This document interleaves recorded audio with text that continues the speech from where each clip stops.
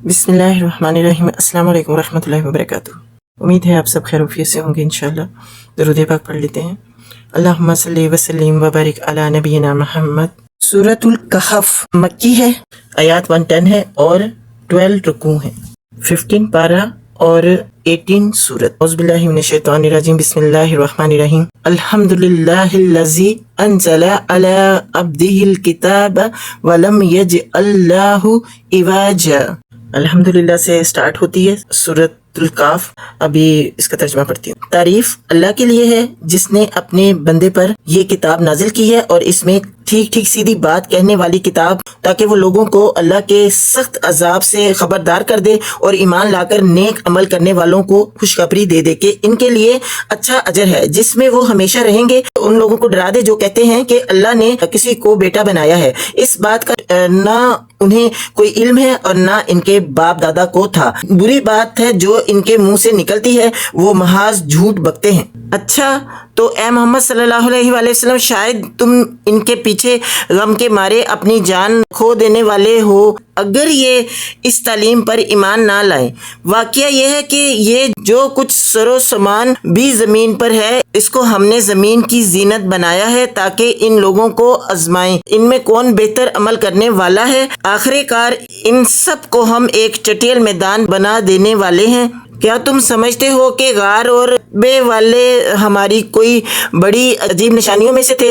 जब वो चंद नौजवान गार में पनाह गजी हुए और उन्होंने कहा कि ए परवरदिगार, हमको अपनी रहमत खास से नवाज और हमारा मामला दुरुस्त कर दे, तो हमने इन्हें उसी गार में थपक कर साल के लिए गहरी नींद सुला दिया। फिर हमने इन्हें उठाया ताकि देखें और उनके दो ग्रोहों में से कौन अपनी मुद्दत क़याम का ठीक शुमार करता है।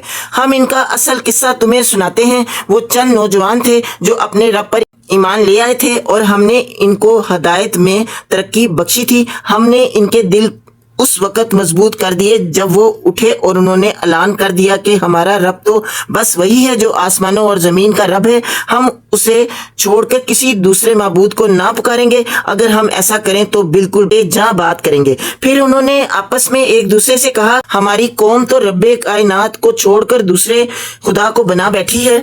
ये लोग इनके माबूद होने पर कोई वाज़िह दलील क्यों नहीं लाते? आखिर उस शख्स से बड़ा जालिम और कौन हो सकता है जो अल्लाह पर झूठ बांधे। अब जबकि तुम इनसे और इनके मबूदाने गैर अल्लाह से बेतल्लक हो चुके हो, तो चलो अब फला गार में चलकर पनाह लो। तुम्हारा रब तुम पर अपनी रहमत का दामन वसी करेगा और तुम्हारे काम के लिए सरो सामान मुहैया कर देगा। तुम इन्हें गार में देखते हो तो तुम्हें यूं नजर आता है कि सूरज जब निकलता है तो इनके गार को छोड़कर दाएं जानब चढ़ जाता है और जब गुरूब होता है तो इनसे बचकर बाएं जानब उतर जाता है। और वो है कि गार के अंदर एक वसी जगह में पड़े हैं। ये अल्लाह की निशानियों में से एक है। जिसको अल्लाह हदायत दे वही हदायत पाने वाला है और जिसे अल्लाह भटका दे इसके लिए तुम कोई वली मुर्शद नहीं पा सकते। तुम इन्हें देखकर ये समझते हो कि जाग रहे हैं, हालांकि वो सो रहे थे। हम इन्हें दाएं बाएं करवट दिलाते रहते थे और इनका कुत्ता गार के दहाने पर हाथ फैलाए बैठा था। अगर तुम कहीं झांक कर उन्हें देखते तो उल्टे पांव भाग खड़े होते और तुम पर इनके नजारे से दहशत बैठ जाती।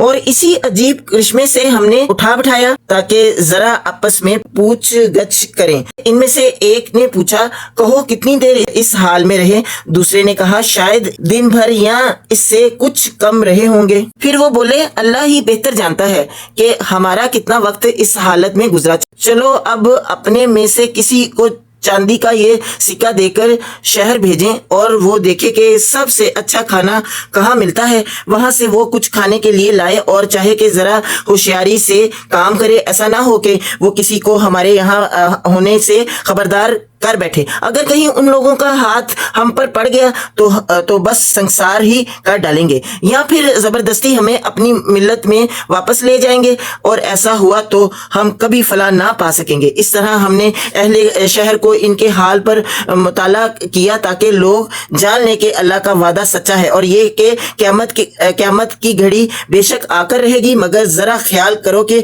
जब सोचने की असल बात यही थी, उस वक्त वो आपस में इस बात पर झगड़ रहे رہے تھے کہ ان اصحاب کہف کے ساتھ کیا کیا جائے۔ کچھ لوگوں نے کہا ان پر ایک دیوار چن دو، ان کا رب ہی ان کے معاملے کو بہتر جانتا ہے، مگر جو لوگ ان کے معاملات پر غالب تھے انہوں نے کہا ہم تو ان پر ایک عبادت گاہ بنائیں گے۔ کچھ لوگ کہہ گئے کہ وہ 3 تھے اور چوتھا ان کا کتا تھا، کچھ دوسرے کہہ دیں گے کہ 5 تھے اور چھٹا ان کا کتا تھا۔ یہ سب بے تکی ہانکتے ہیں۔ کچھ اور لوگ کہتے ہیں کہ 7 تھے اور 8واں ان کا کتا تھا۔ کہو میرا رب ہی بہتر جانتا ہے کہ وہ کتنے تھے، کم ہی لوگ ان کی صحیح تعداد جانتے ہیں، بس تم سرسری بات سے بڑھ کر ان کی تعداد کے معاملے میں لوگوں سے بحث نہ کرو اور نہ ان کے متعلق کسی سے کچھ پوچھو، اور کچھ کسی چیز کے بارے میں کبھی یہ نہ کہا کرو کہ میں کل یہ کام کر دوں گا،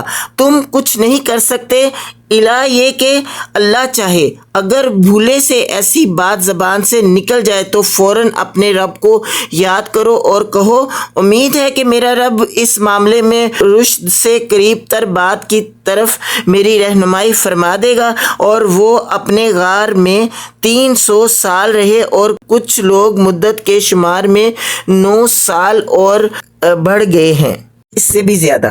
اور جو یہ کہا گیا ہے نا تم لوگ یہ مت کہو کہ ہم یہ کام کل کریں گے، تو اس طرح سے نہیں کہنا کہ ہم یہ کام کل کر لیں گے۔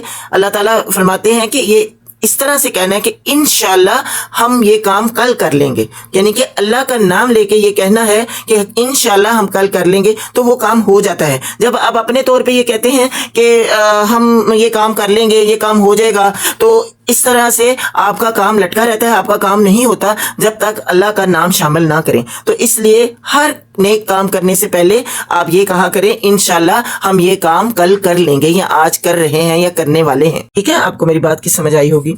اور تم کہو اللہ ان کے قیام کی مدت زیادہ جانتا ہے، آسمان اور زمین کے سب پوشیدہ احوال اسی کو معلوم ہے، کیا خوب ہے وہ دیکھنے والا اور سننے والا۔ زمین و آسمان کی مخلوقات کا کوئی خبر گیر اس کے سوا نہیں، اور وہ اپنی حکومت میں کسی کو شریک نہیں کرتا۔ اے نبی صلی اللہ علیہ وآلہ وسلم، تمہارے رب کی کتاب میں سے جو کچھ تم پر وحی کیا گیا ہے اسے جوں کا توں سنا دو، کوئی اس کے فرمودات کو بدل دینے کا مجاز نہیں ہے، اور اگر تم کسی کی خاطر اس میں رد و بدل کرو گے تو اس سے بچ کر بھاگنے کے لیے کوئی جائے پناہ نہ پاؤ گے، اور اپنے دل کو ان لوگوں کی معیت پر مطمئن کرو جو اپنے رب کی رضا کے طلبگار بن کر صبح و شام اسے پکارتے ہیں، اور ان سے ہرگز نگاہ نہ پھیرو۔ کیا تم دنیا کی زینت پسند کرتے ہو؟ کسی ایسے شخص کی اطاعت نہ کرو جس کے دل کو ہم نے اپنی یاد سے غافل کر دیا ہے، اور جس نے اپنی خواہشیں نفس کی پیروی اختیار کر لی ہے، اور جس کا طریقہ کار افراط و تفریط پر مبنی ہے۔ صاف کہہ دو کہ یہ حق ہے تمہارے رب کی طرف سے، اب جس کا جی چاہے مان لے اور جس کا جی چاہے انکار کر دے۔ ہم نے انکار کرنے والے ظالموں کے لیے ایک آگ تیار کر رکھی ہے جس کی لپٹیں انہیں گھیرے میں لے چکی ہیں، وہاں اگر وہ پانی مانگیں گے تو ایسے پانی سے ان کی تواضع کی جائے گی جو تیل کی تلجھٹ جیسا ہوگا اور ان کا منہ بھون ڈالے گا۔ استغفر اللہ۔ بدترین پینے کی چیز اور بہت بری آرام گاہ۔ استغفر اللہ۔ رہے وہ لوگ جو مان لیں اور نیک عمل کریں تو یقیناً ہم نیکوکار لوگوں کا اجر ضائع نہیں کیا کرتے۔ ان کے لیے سدا بہار جنتیں ہیں جن کے نیچے نہریں بہہ رہی ہوں گی، وہاں وہ سونے کے کنگنوں سے آراستہ کیے جائیں گے، باریک ریشم اور اطلس و دیبا کے سبز کپڑے پہنیں گے، اور اونچی سنتوں پر تکیے لگا کر بیٹھیں گے۔ بہترین اجر اعلیٰ درجے کی جائے قیام۔ اونچے بستروں پر تکیے لگا کر بیٹھیں گے، بہترین اجر اعلیٰ درجے کی جائے قیام ہے۔ اے محمد صلی اللہ علیہ وآلہ وسلم، ان کے سامنے ایک مثال پیش کرو۔ تو وہ شخص تھے، ان میں سے ایک کو ہم نے انگور کے 2 باغ دیے اور ان کے گرد کھجور کے درختوں کی باڑ لگائی اور ان کے درمیان کاشت کی زمین رکھی۔ دونوں باغ خوب پھلے پھولے اور بار آور ہونے میں انہوں نے ذرا سی کسر بھی نہ چھوڑی۔ ان باغوں کے اندر ہم نے ایک نہر جاری کر دی اور اسے خوب نفع حاصل ہوا۔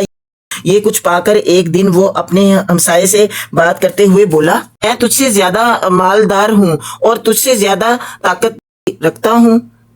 پھر وہ اپنی جنت میں داخل ہوا اور اپنے نفس کے حق میں ظالم بن کر کہنے لگا، میں نہیں سمجھتا کہ یہ دولت کبھی فنا ہو جائے گی اور مجھے توقع نہیں کہ قیامت کی گھڑی کبھی آئے گی۔ تاہم اگر کبھی مجھے اپنے رب کے حضور پلٹایا بھی گیا تو ضرور اس سے بھی زیادہ شاندار جگہ پاؤں گا۔ اس کے ہمسائے نے گفتگو کرتے ہوئے اس سے کہا، کیا تو کفر کرتا ہے اس ذات سے جس نے تجھے مٹی سے اور پھر لطفے سے پیدا کیا اور تجھے ایک پورا آدمی بنا کھڑا کیا رہا؟ میں تو میرا رب تو وہی اللہ ہے اور میں اس کے ساتھ کسی کو شریک نہیں کرتا۔ اور جب تو اپنی جنت میں داخل ہو رہا تھا تو اس وقت تیری زبان سے یہ کیوں نہ نکلا کہ ماشاء اللہ لا قوت الا باللہ؟ اگر تو مجھے مال اور اولاد میں اپنے سے کم تر پا رہا ہے تو باعث نہیں کہ میرا رب مجھے تیری جنت سے بہتر عطا فرما دے اور تیری جنت پر آسمان سے کوئی آفت بھیج دے جس سے وہ صاف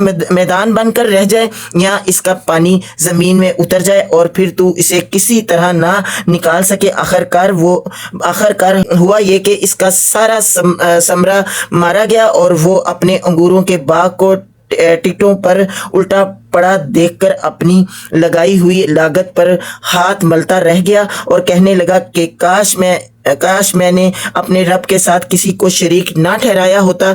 نہ ہوا اللہ کو چھوڑ کر اس کے پاس کوئی جتھا کہ اس کی مدد کرتا اور نہ کر سکا وہ آپ ہی اس آفت کا مقابلہ۔ اس وقت معلوم ہوا کہ کار سازی کا اختیار خدائے برحق ہی کے لیے ہے، انعام وہی بہتر ہے جو وہ بخشے اور انجام وہی بخیر ہے جو وہ دکھائے۔ یہاں پر سورۃ الکاف کے 2 قصے آپ کو بتا دیے ہیں، نیکسٹ ویڈیو میں 2 قصے اور بتائیں گے۔ سورۃ الکاف کے 4 قصے ہیں۔